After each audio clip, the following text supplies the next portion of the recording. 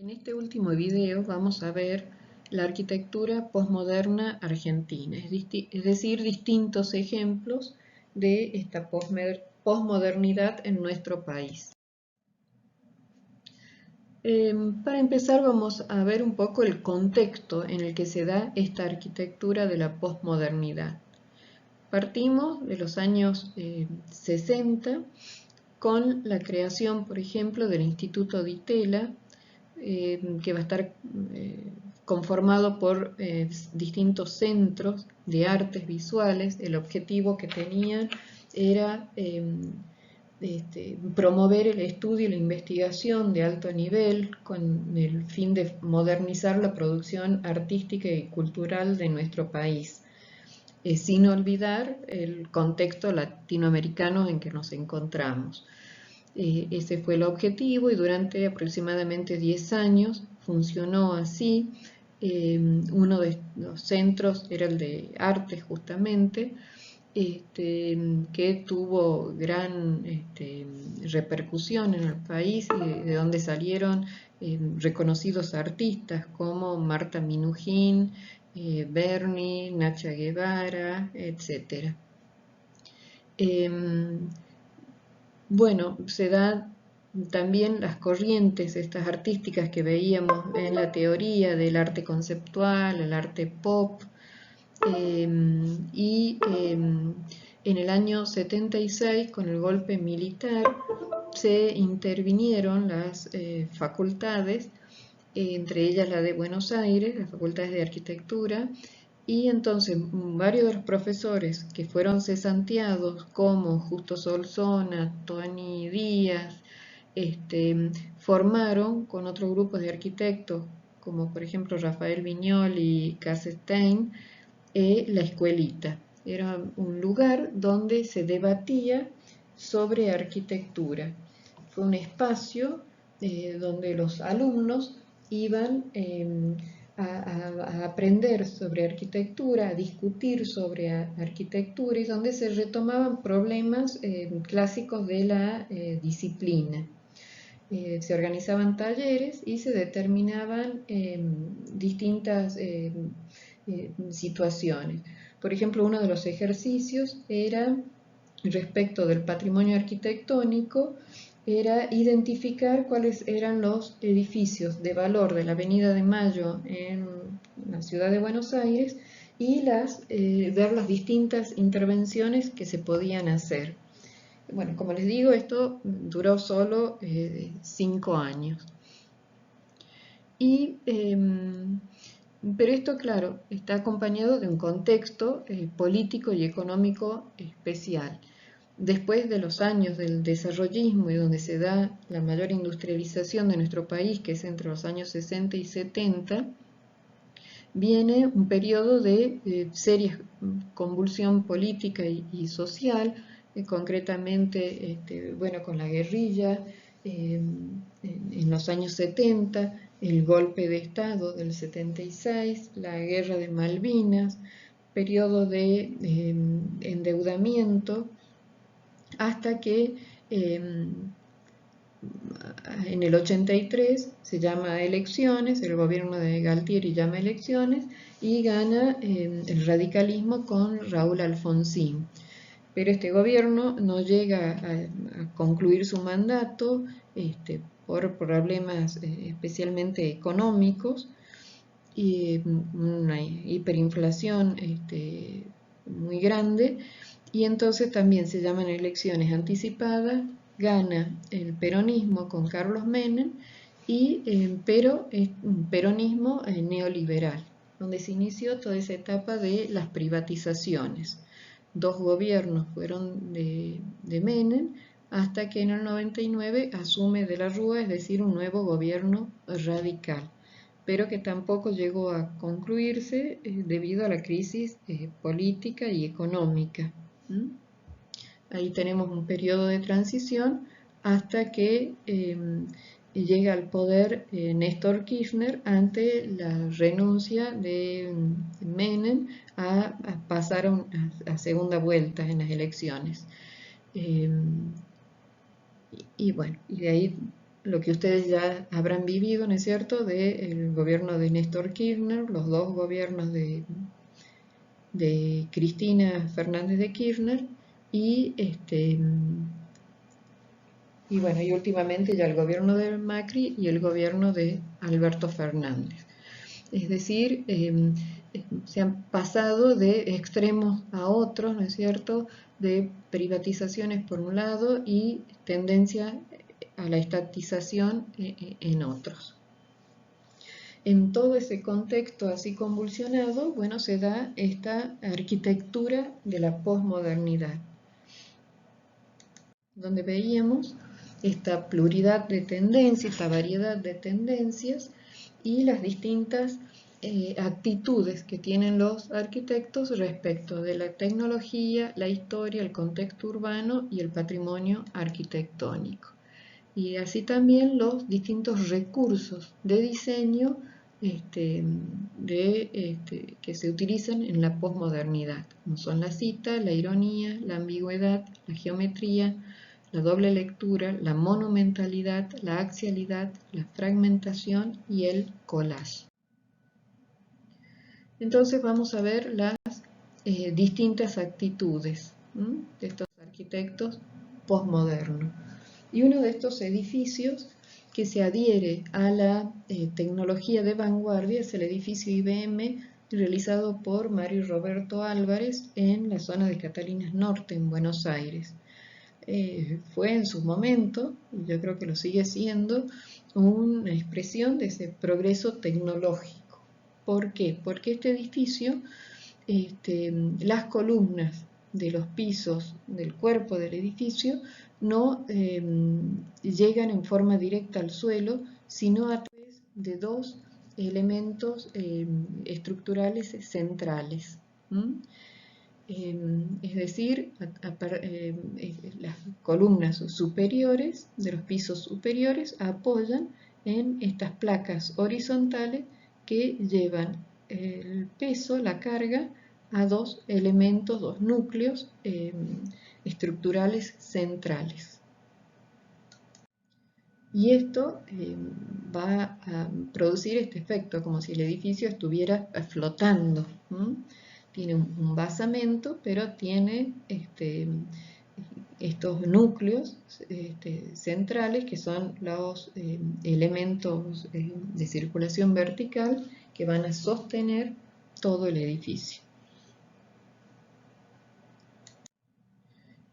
También tenemos dentro de tecnología de vanguardia la Torre Fortabat, realizada por Peralta Ramos, Bercar Varela, Rovirosa, Becar Varela y Pecinato, que va a ser el primer edificio inteligente de oficinas con una red digital que tiene el control sobre la seguridad y los recursos. Y en él podemos ver que hay un collage de materiales, de vidrios reflectantes, de revestimientos pétreos, en la fachada.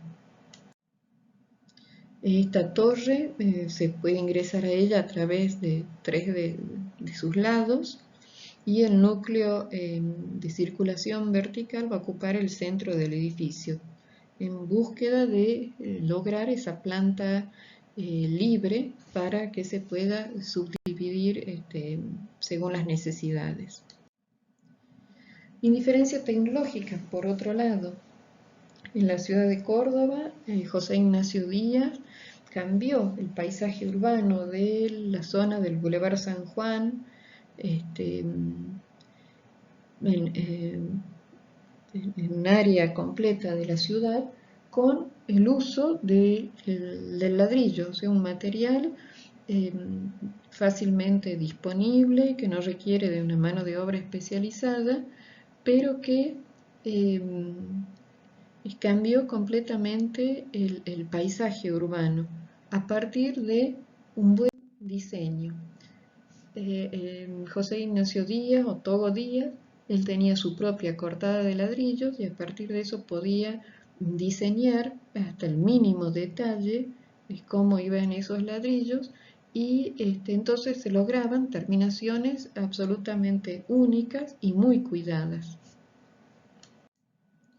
y el uso de tecnología apropiada, como se puede ver en la Casa Paz en Tafí del Valle, realizada por Hilario Salva, donde hay una actitud de respeto por el entorno y de apropiación de los materiales y de las técnicas constructivas de la zona, de técnicas constructivas tradicionales. Entonces, esa cubierta de paja está realizada a la manera que se realizaban los edificios en el siglo XVIII en la zona de los valles. Así, el Museo Jesuítico hace poco fue restaurado por los techadores que lo hacen todavía a la manera tradicional. Respecto de la historia, las referencias al clasicismo o el revival del movimiento moderno o el rescate de la arquitectura vernácula o de la arquitectura popular. Referencia al clasicismo. Cuando se realiza el Centro Cultural del Parque España en Rosario por el estudio español de Martorell, Bohigas, Macay y Quiroga, van a hacer uso justamente algunos elementos de la antigüedad clásica. Este parque está ubicado sobre la barranca del Paraná y va a incluir un centro cultural que alberga el Colegio Internacional y un instituto superior que van a estar dirigidos por el Ministerio Español de Educación. Ahí podemos ver cómo se usan elementos que nos remiten al clasicismo, el uso de los ejes compositivos, el uso de las columnas dóricas, el uso de las escalinatas. Estas referencias al clasicismo también la podemos encontrar en las bodegas en Salentén, en Mendoza, del estudio de Eliana Bórmida y Mario Jansson. A partir de una planta en cruz griega se utiliza, se realiza este volumen cruciforme. Al interior, estas 4 alas de la cruz convergen en una cámara central circular similar a un anfiteatro. Está inspirada, de hecho, en los templos clásicos de la antigüedad. Y en el piso se va a encontrar el diseño de la rosa de los vientos, cada una de sus puntas orientada hacia los 4 puntos cardinales.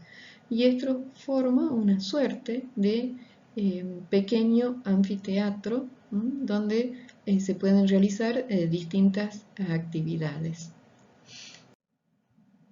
O el revival del movimiento moderno. En la Casa La Santina, en Córdoba, del estudio Barks, de José Vicio y Pablo Vicio, va a ser una casa estudio de arquitectura, justamente de los dueños de casa, que está conformada por 3 cuerpos, que indudablemente en el cuerpo de la fachada, en el volumen externo, nos remite a la arquitectura del movimiento moderno. La ventana corrida, esta superficie sin ornamentación, el tema del pilotis. Entonces tenemos esta planta con el cuerpo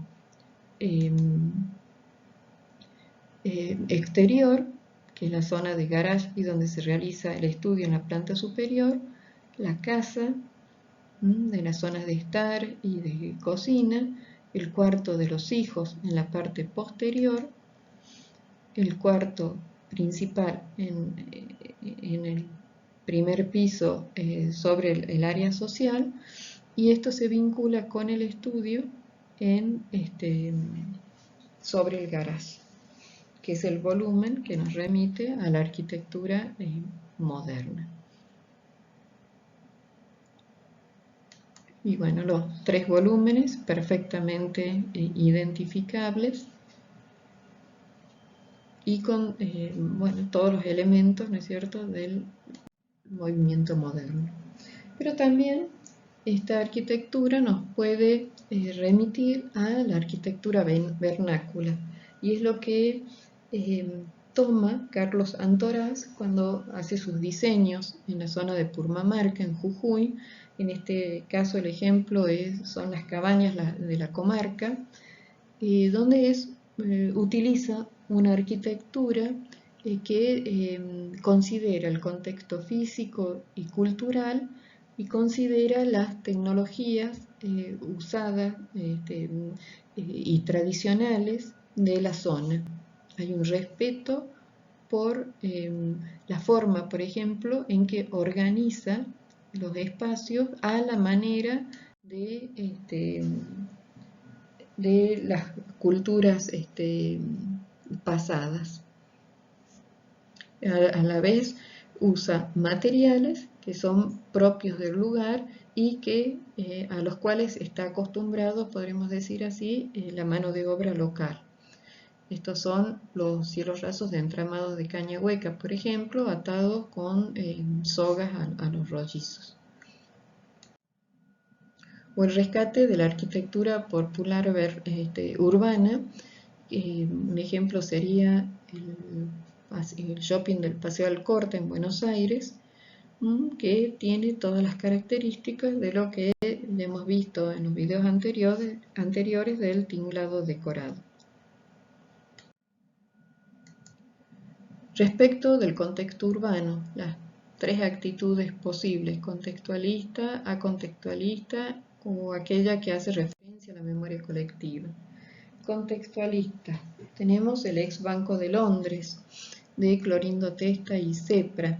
Es un edificio contemporáneo realizado en hormigón armado, pero que se inserta adecuadamente y respetando el entorno, un entorno de edificios bancarios, una arquitectura académica tradicional, pero que entabla un diálogo adecuado, correcto, con el nuevo edificio, a partir del respeto de las líneas municipales y de las alturas de edificación.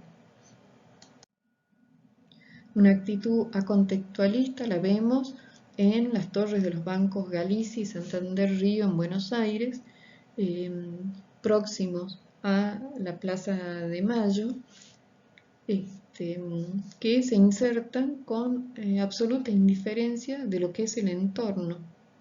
Fíjense cómo queda como telón de fondo de la catedral esta medianera ciega y la torre del Banco Galicia.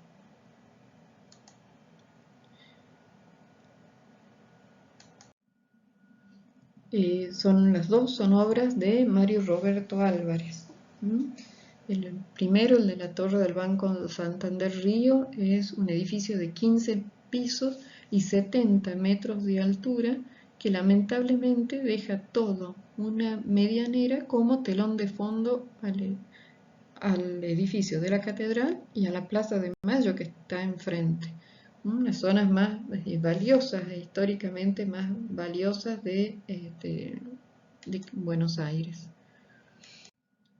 Y otro tanto sucede con la Torre del Banco Galicia, una obra más reciente, también del estudio de Mario Roberto Álvarez, que tiene 33 pisos y 160 metros de altura. Entonces sobresale y se destaca absolutamente del entorno. Este edificio en esquina le dejaron parcialmente la fachada del edificio anterior, como buscando no chocar tanto, me imagino que esa habrá sido la intención, con el entorno, pero con los materiales tan contrastantes y la altura, obviamente se destaca y choca con lo existente. Y lo que hace referencia a la memoria colectiva. Aquí cuando se hicieron estos balnearios en La Perla para unir lo que era la zona de la ciudad de Mar del Plata propiamente dicha y la playa, lo hicieron a través de esta construcción lineal que va enlazando 5 balnearios y vinculando las dos partes, la ciudad y la playa. Y lo hicieron, lo hizo el estudio de Clorindo Testa, y lo hicieron aludiendo a la calle, a la peatonal, bueno, a ese recorrido lineal que se puede hacer peatonalmente como si fuera una calle. La diferencia es que tiene estos espacios, como balcones, que son como miradores para ver el mar.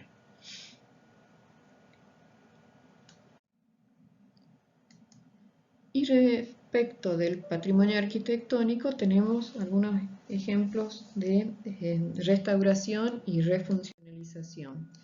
Una restauración es la que se hizo en el año 78 bajo la dirección del arquitecto Jorge de la Saleta, docente de nuestra facultad, al Teatro Alberdi, un edificio que había sido construido en 1912 por un estudio rosarino y que había llegado a un alto grado de deterioro y por eso debió ser restaurado y se hizo un muy buen trabajo de restauración.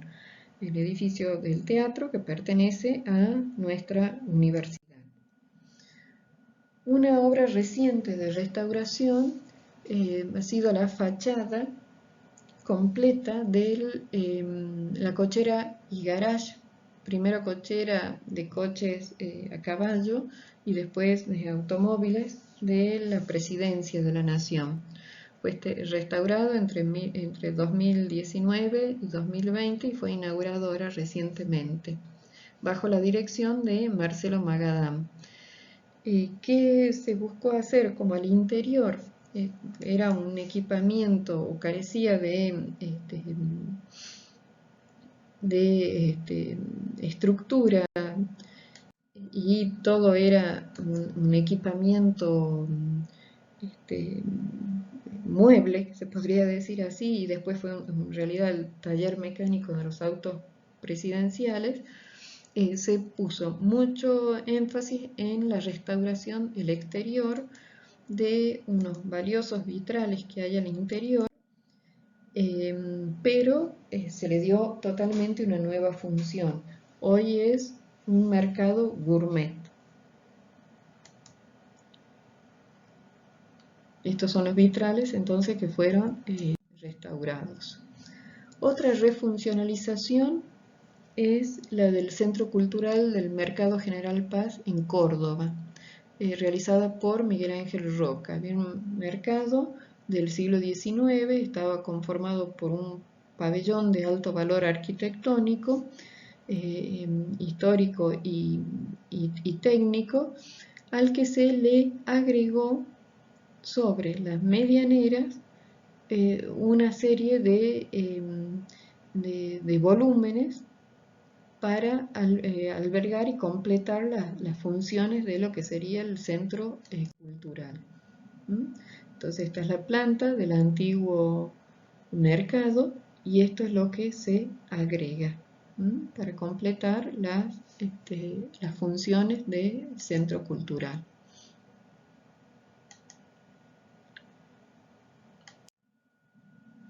Y otra refuncionalización también muy buena, realizada por el arquitecto La Saleta, es la del Centro Cultural Birla. Este era la antigua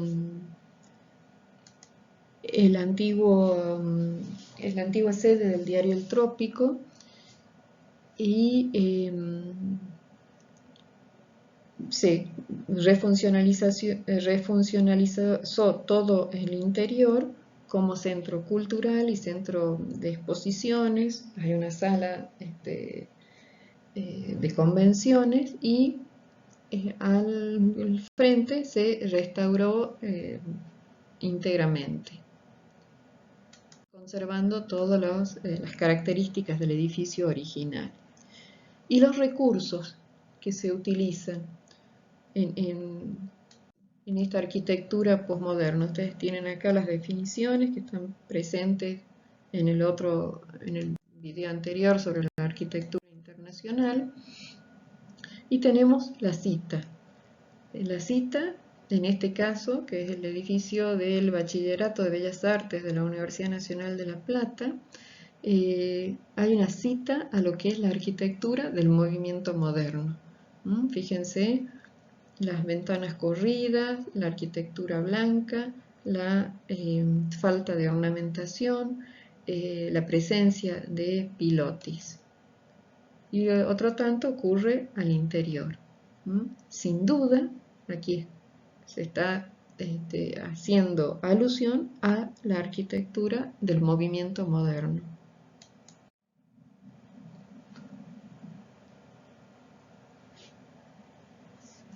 La ironía.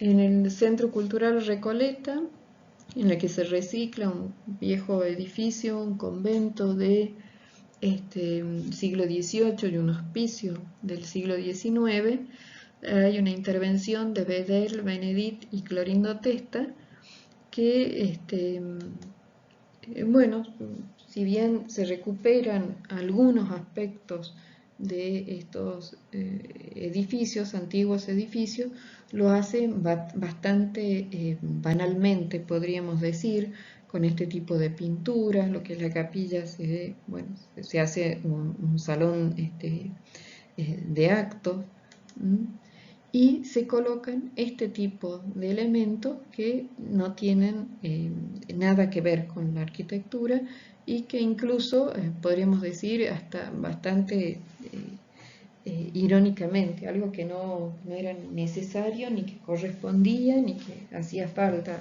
arbitrariamente puesto allí. La ambigüedad la podemos ver en esta otra restauración, recuperación de un edificio industrial. Era una ex usina de la compañía Ítalo-Argentina de Electricidad, que se transforma en un centro cultural, en lo que se denomina una usina del arte en la ciudad de Buenos Aires. Se restaura también el frente, y hacia el interior tenemos esta vista de este espacio interior.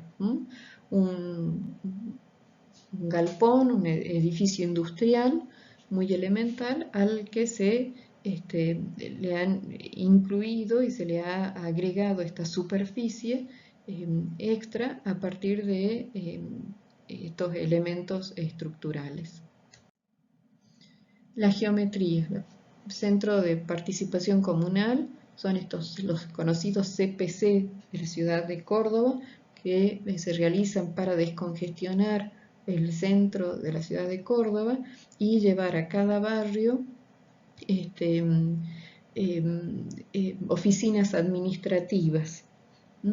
Estos se ubican por lo general en los barrios, en los ingresos a los barrios, y el arquitecto Roca apela a la geometría, a la utilización de formas de volúmenes puros, geométricos puros, para conformar las distintas dependencias.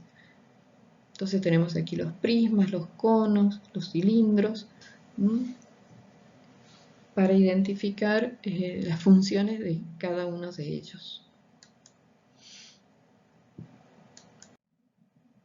La doble lectura. En el edificio de Medrano 172 de Diana Agrest y Mario Gandelsonas, tenemos un edificio de departamento, pero que el espectador más formado, un estudiante de arquitectura, un arquitecto, puede descubrir la similitud o la referencia o la alusión que hace al edificio, al cementerio de San Cataldo de Aldo Rossi, en el uso de los materiales, en la forma, en la disposición de las ventanas. La monumentalidad. Otro CPC, ubicado fuera del barrio, pero de un carácter monumental. Está próximo a una avenida, es decir, la gente del barrio que necesita ir tiene que pasar por este puente peatonal, y el carácter monumental, sin duda, del edificio. También el tema de la geometría, por cierto, presente aquí, en todos estos CPC o Centros de Participación Comunal. Sin duda, edificios que se destacan en el entorno en el que se encuentran, que realmente terminan siendo hitos en la comunidad. La axialidad, un edificio, el edificio Panamericana en Buenos Aires, que, bueno, el diseño de planta responde a un eje de simetría. La fragmentación en el edificio del Hotel Abasto Hotel en Buenos Aires, donde podemos ver los distintos volúmenes, distintos elementos que van conformando las fachadas, las distintas fachadas. Y el collage lo encontramos en el centro de la Fundación PRO en Buenos Aires, un edificio del siglo XIX al que se le adosan otros elementos que lo completan, para que se desarrollen en el interior las funciones necesarias, pero que tienen un lenguaje completamente moderno o contemporáneo, distinto al del elemento central. Bueno, con esto termina este panorama de ejemplos de arquitectura del movimiento moderno en Argentina.